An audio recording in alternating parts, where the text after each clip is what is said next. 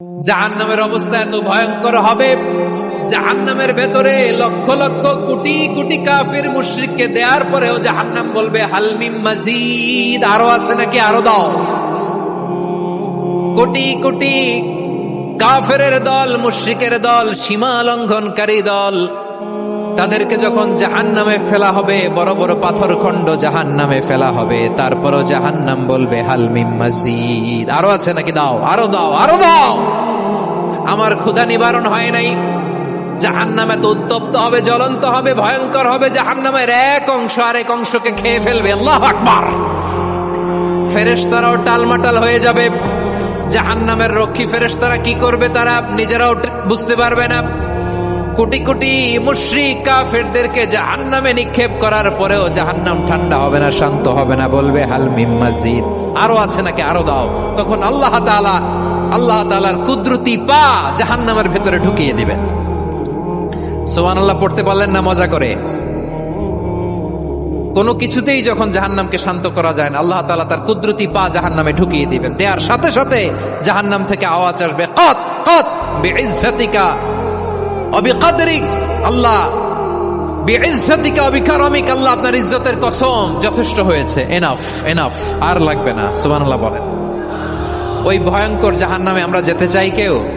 আবার জাহান্নামীরা যখন জাহান্নামে যাবে, ফেরেশতারা ডেকে বলবে, ও কপাল পোড়া জাহান্নামীরা, জাহান্নামে কেন ঢুকলা? দুনিয়ার বুকে কি তোমাদেরকে সতর্ক করার জন্য কেউ আসে নাই?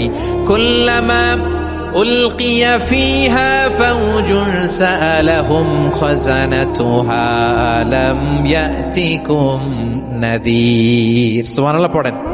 আলাম ইয়াতিকুম নাযীর, কোন সতর্ককারী আসে নাই? বিশ্বনবী নাযীর হয়ে, সতর্ককারী হয়ে পৃথিবীতে আসলেন। তিনি জাহান্নামের ব্যাপারে উম্মাকে সতর্ক করেছেন। জান্নাতকে যেমনি তিনি চমকপ্রদ ভাবে উম্মার সামনে পোট্রে করেছেন, চিত্রায়িত করেছেন, ঠিক অনুরূপ ভাবে ভয়ঙ্কর জাহান্নামকেও তিনি এই উম্মার সামনে পোট্রে করেছেন। জাহান্নামকে কিভাবে বিশ্বনবী উম্মার সামনে পোট্রে করলেন, চিত্রায়িত করলেন, শুনতে মনে চায়? সিলেটবাসী শুনতে মনে চায়? জান্নাতের কথা শুনে যেমনি জান্নাতে যাওয়ার ব্যাপারে আপনারা আগ্রহী হয়েছেন, জান্নাতের নাজ নেয়ামতের কথা শুনে, জান্নাতের ফিচার শুনে যেমনি জান্নাতে যাওয়ার ব্যাপারে আমরা উদ্বেলিত হয়েছি, উচ্ছ্বসিত হয়েছি, জাহান্নামের কথা শুনলে কিন্তু আমাদের কলিজা কেঁপে উঠবে। কিভাবে বিশ্বনবী পোট্রেট করলেন? বিশ্বনবী বলেন, নারুকুম হাযিহিল্লাতী ইউকিদু ইবনু আদম জুজউন মিন ৭০ জুজআন মিন হাররি জাহান্নাম। ও আমার উম্মতেরা, তোমরা যে রান্নাঘরে যে আগুন দিয়ে রান্না করো, তোমরা কি ভেবেছো জাহান্নামের আগুন ওই রান্নাঘরের আগুনের মতো না? আপনারা কিচেনে যে রান্না করেন, রান্নাঘরের আগুন আর জাহান্নামের আগুন তো একই না? সিলেটের ভাইরা বুঝে থাকলে উত্তর দেন। কিচেনের রান্নাঘরের আগুন আর জাহান্নামের আগুন এক না? একরকম? বিশ্বনবী বলেন, জুজউন মিন ৭০ জুজআন মিন হাররি জাহান্নাম। জাহান্নামের আগুন দুনিয়ার আগুনের চেয়ে কমপক্ষে ৭০ গুণ বেশি তেজওয়ালা। জাহান্নামের আগুনকে আল্লাহ নাম দিয়েছেন নারুল্লাহ। এটা আল্লাহর আগুন, নারুল্লাহিল মুকাদা আল্লাতী তাত্তালিউ আলাল আফিদা, যেটা কলিজার মধ্যে যে ধরে যায়। দুনিয়ার আগুন হাতে লাগলে হাত জ্বলে, পায়ে লাগলে পা জ্বলে। জাহান্নামের আগুন দেহের যেই জায়গায় লাগুক না কেন, সাথে সাথে কলিজাটা জ্বলে ছাই হয়ে যাবে। নারুল্লাহিল মুকাদা আল্লাতী তাত্তালিউ আলাল আফিদা। জাহান্নামের আগুন গায়ে লাগলে আপনার কলিজা পুড়ে ছাই হয়ে যাবে। ওই জাহান্নামে আমরা যেতে চাই? আমরা তো সবাই মিলে নাশিদ গাইলাম, জান্নাতে আমরা একা যাব না, সবাই মিলে যাব। ওই জাহান্নাম থেকেও সবাই মিলে বাঁচার দরকার আছে না নাই? কি ভয়ঙ্কর শাস্তির বর্ণনা যে বিশ্বনবী দিয়েছেন, এত বিস্তর আলোচনার সুযোগ আমার নাই। আমি শুধু সবচেয়ে হালকা পাতলা, দ্য লাইট পানিশমেন্ট, সবচেয়ে হালকা শাস্তি কি হবে এটা বলবো।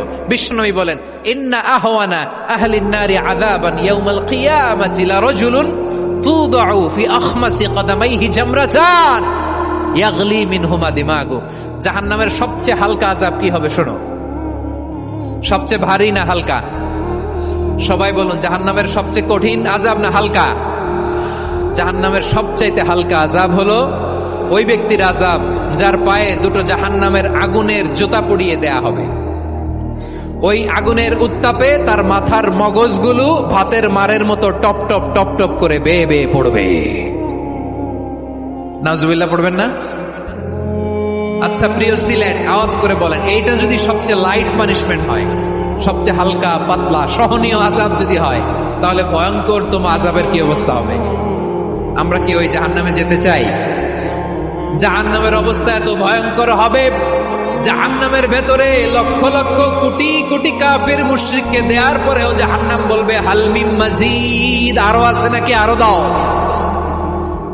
কোটি কোটি কাফেরের দল, মুশরিকের দল, সীমা লঙ্ঘনকারী দল, তাদেরকে যখন জাহান্নামে ফেলা হবে, বড় বড় পাথর খণ্ড জাহান্নামে ফেলা হবে, তারপরও জাহান্নাম বলবে হাল মিন মাজিদ, আরো আছে নাকি, দাও, আরো দাও, আরো দাও। আমার ক্ষুধা নিবারণ হয় নাই। জাহান্নামে তো উত্তপ্ত হবে, জ্বলন্ত হবে, ভয়ঙ্কর হবে। জাহান্নামের এক অংশ আরেক অংশকে খেয়ে ফেলবে। আল্লাহু আকবার। ফেরেশতারাও টালমাটাল হয়ে যাবে। জাহান্নামের রক্ষী ফেরেশতারা কি করবে তারা নিজেরাও বুঝতে পারবে না। কোটি কোটি মুশরিক কাফেরদেরকে জাহান্নামে নিক্ষেপ করার পরেও জাহান্নাম ঠান্ডা হবে না, শান্ত হবে না, বলবে হাল মিন মাজিদ, আরো আছে নাকি, আরো দাও। তখন আল্লাহ তাআলার কুদরতি পা জাহান্নামের ভেতরে ঢুকিয়ে দিবেন। সুবহানাল্লাহ পড়তে পারলেন না মজা করে?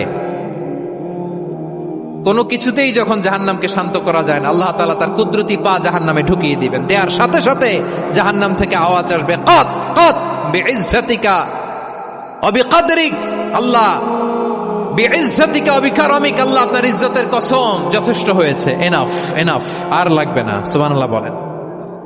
ওই ভয়ঙ্কর জাহান্নামে আমরা যেতে চাই কেউ? আমরা সব সময় ওই জাহান্নাম থেকে আল্লাহর কাছে পানাহা চাই। আওয়াজ করে বলেন ঠিক কিনা?